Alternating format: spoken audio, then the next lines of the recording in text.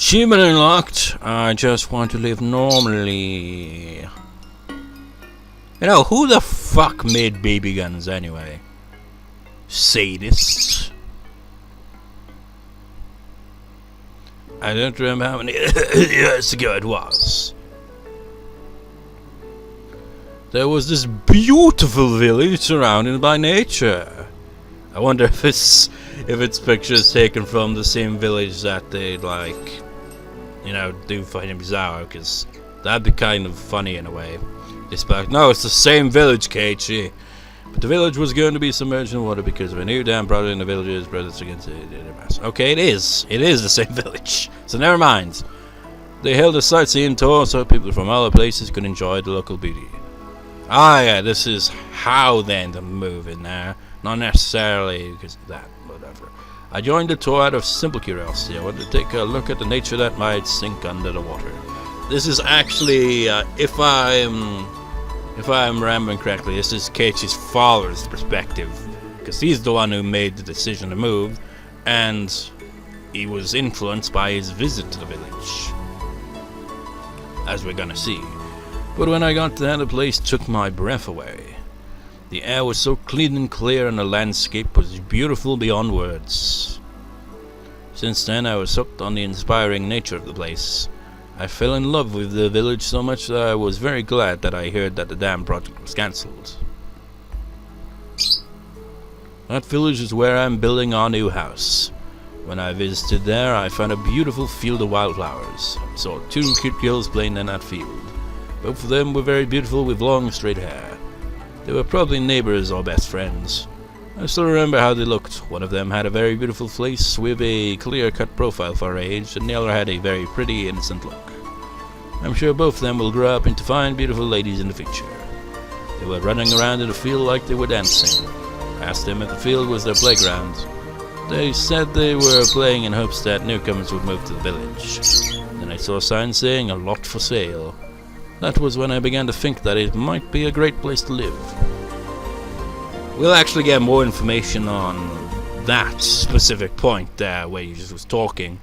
Maybe in the next arc. It's like there is quite a bit of a thing to that, but I won't say what it is. There is nothing here, and things are a bit inconvenient compared to the life in the city.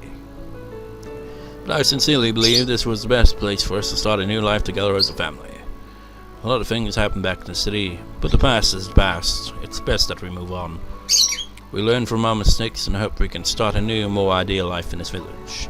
Keiichi, I hope you'll grow to love it here as much as I do. Well, he certainly did, up until, you know, the point where shit hits the fan every single arc. You do. I'm happy to hear that. I am also happy that we've been doing a lot better as a family since we moved here. Back in the city, we were far from close. Well, it makes sense, really, you know, in a city. It's kind of like the concrete jungle, as it's would sometimes refer to, isn't it? So I'm truly happy that we're able to start from scratch. But it goes for a rural village, and it's a bit more close-knitted, isn't it? Now that I come to think about it, I've never had a chance to have a conversation with you like this before. Oh, Keiichi, do you know any 2 beautiful girls with long straight hair in your school? I think they're a lot younger than you. Oh, you know 2 young beautiful girls, but one with short hair, huh? I don't think they're the ones I saw. You want to know why I ask? So, I just want to ask them to be models for my boys. I was thinking about making them wear cute costumes. Basically, I just wanted to see them again for artistic reasons. So if you happen to see them, let your dad know, okay? Promise me, okay?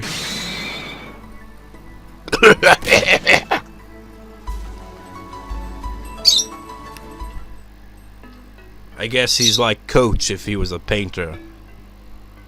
I guess. But again, that information is kind of relevant, but not to this arc right now. We'll kind of get a lot more information on that in the next arc. The next arc is like it drops bombshells of information that just like make you go, what? But again, God knows when I'll freaking get released. Wouldn't be surprised if it takes a year for the next release, and that pisses me off just thinking about it. whose perspective at lunchtime the next day. Everybody in class was talking about Rena's disappearance. We were all worried about her safety, but I kept a safe distance from everybody else. Don't wonder where she went. Someone said that she was demoned away. How can they say such things? I can't believe the nerve. Keiichi-san, you look down today. It's been forever since we've seen Satoko. Meep. Satoko and Rika noticed something odd about my attitude. You know, with all those random scenes we've seen with Rika in a very different kind of persona of hers, like when she encountered Rena, it's like you just look at her and just like, yeah, you're just like all like meep and nipa, but you got more to your personality than that, Rika. This music. It's nice, but it sounds like the left hand's a bit chaotic sounding.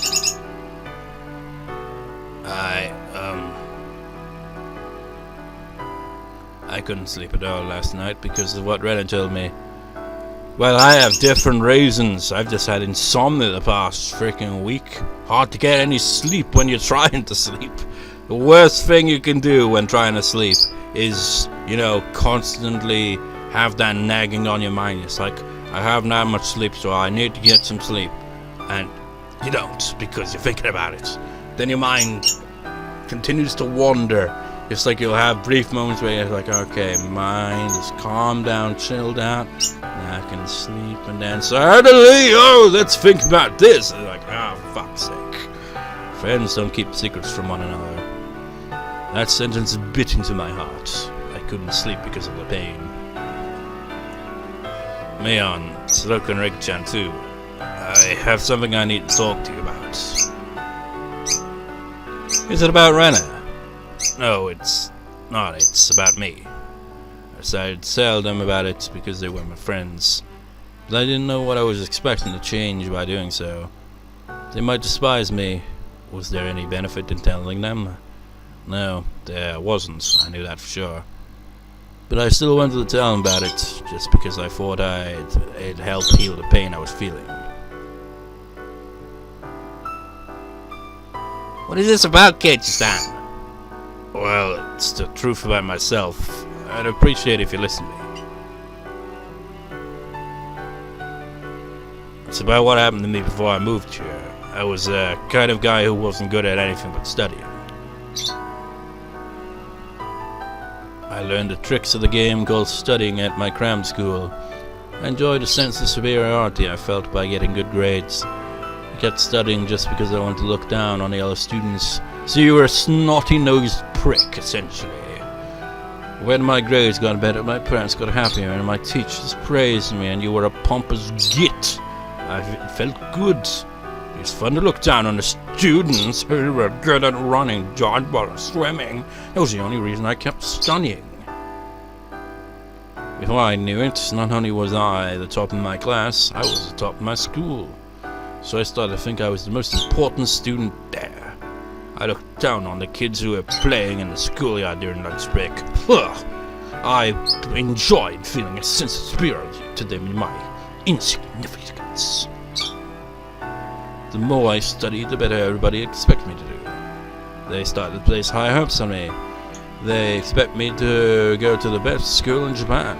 I flattered myself in thinking I deserved to go to that school as well. Yo, isn't it like Japan is a lot more kind of like place quite a bit of an emphasis on doing really good in school. So if you actually do so good at school that you got the highest grades, you're gonna get stressed the fuck out. But the fun went out of looking down on people while the burden of studying didn't change a bit. My classmates stopped admiring my cleverness after a while, and my teachers started pushing me to study more. It's like, oh, you may be smart, Keiichi, but you could be smarter. All of a sudden, the fun had gone out of it. What's the fun in getting smarter if that's all there is? To begin with, I didn't even like to study. I had average reflexes, I was average in a fight, I was an average boy with nothing that really drew attention. Heck, you even looked average. You were the average protagonist.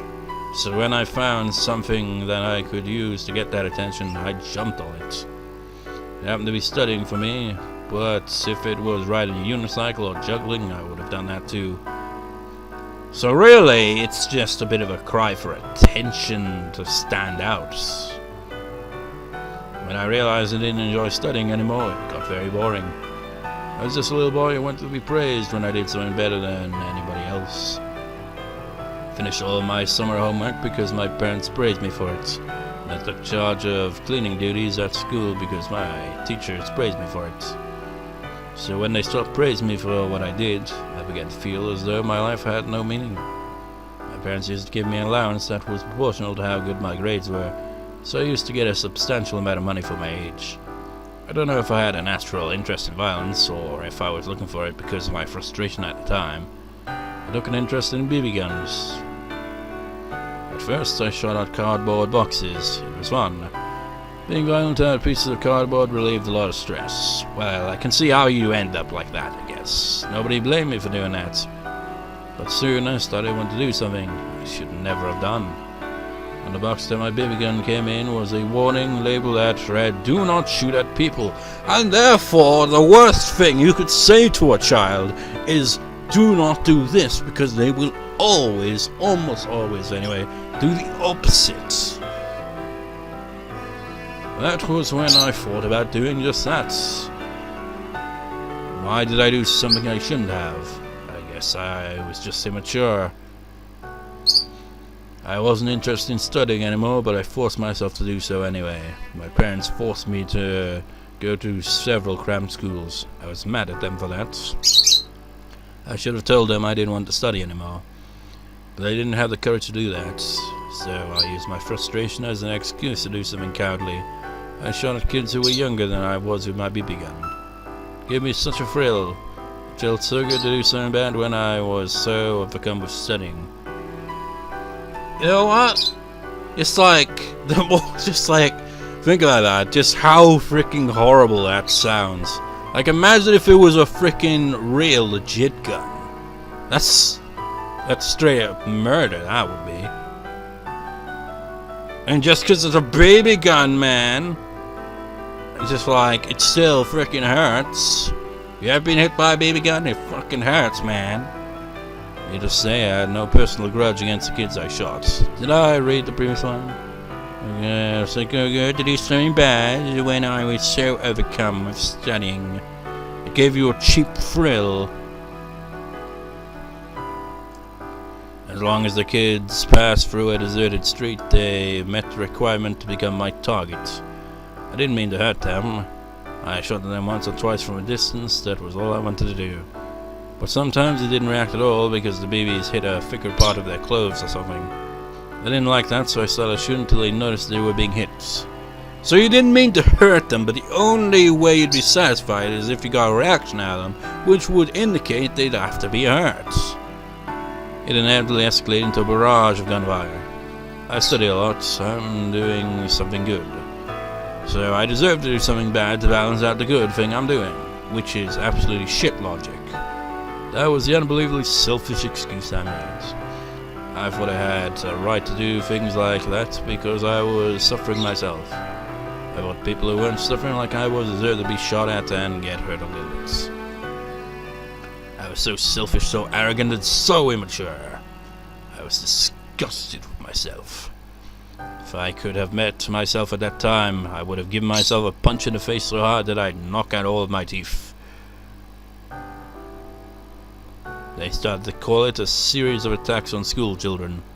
The principal of my school held a morning assembly to inform everybody about the case and to warn them to be careful when playing outside.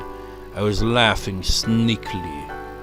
I imagine he did like a kind of sneaky light laugh from Death Note. He's like with that creepy look on his face. The PTA issued a letter of warning and advice to take the safest way to and from school. Parents took turns watching kids and they walked between home and school in groups. The more serious I got, the more it reminded me of the excitement I first felt when my grades started going up. I was absorbed in that game I was playing. I didn't think that I'd get caught someday. I didn't even think to stop doing it either.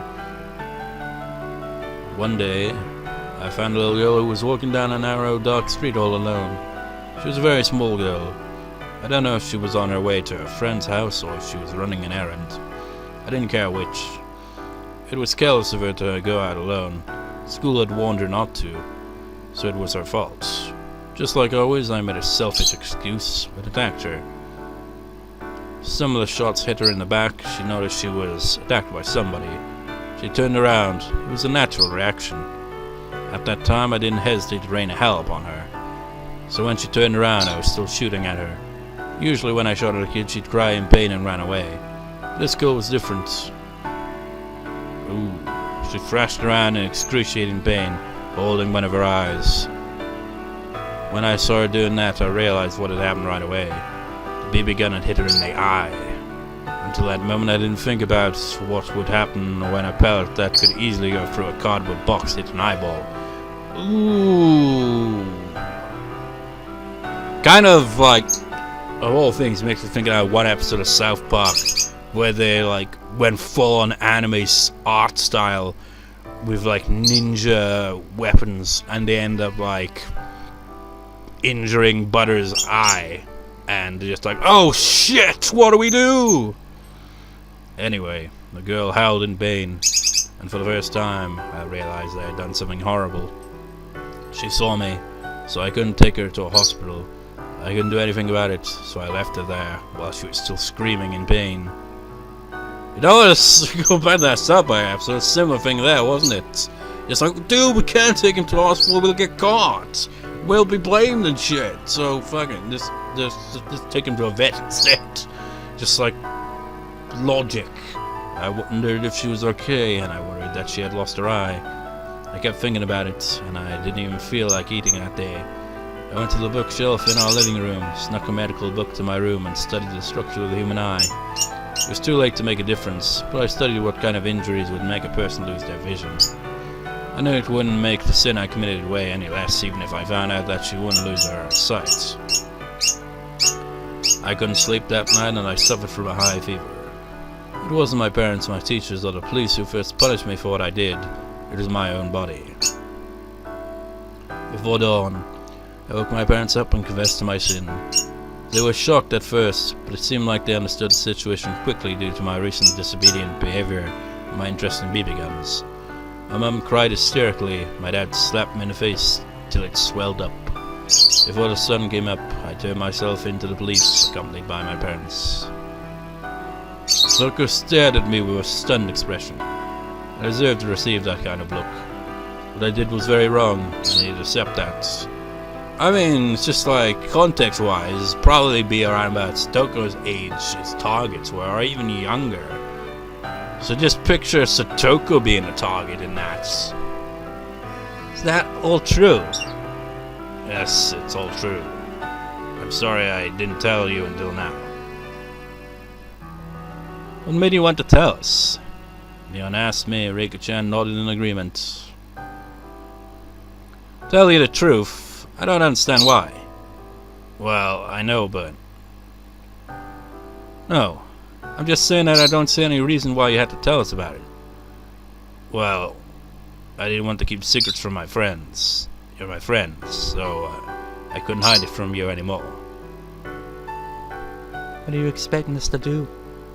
I'm not expecting anything. I just... If you're asking for forgiveness, I can't give it to you. You have to ask the kids you attacked if you want that. It won't help any to tell us about it. I agree with Rika. I think you're really brave to tell us, but I don't understand what you want to do from here on out. I don't want to do anything. I just thought it's not right to keep secrets from my friends. My friends looked annoyed by the sudden confession of my past. I took it as bitter medicine. I got what I deserved. Keiichi, I have a question. Why can't friends keep secrets from each other? What? I mean, that's what you're saying, but I really don't agree. I don't agree either. Mion and Rika-chan obviously disagreed with my statement. Satoko nodded, following suit. I don't think it's wrong to refuse to tell people things you'd rather not. We'll have lots of things we don't want to tell anybody else about, like tragedies, mistakes, and other things you don't want to remember. If I'd had to tell someone everything to be true friends with them, I wouldn't want to have them as my friends at all. But... Keiichi, there's a difference between things you don't need to confess and things you have to confess. You have to confess what you did to receive forgiveness. But once you're forgiven, you don't need to keep confessing.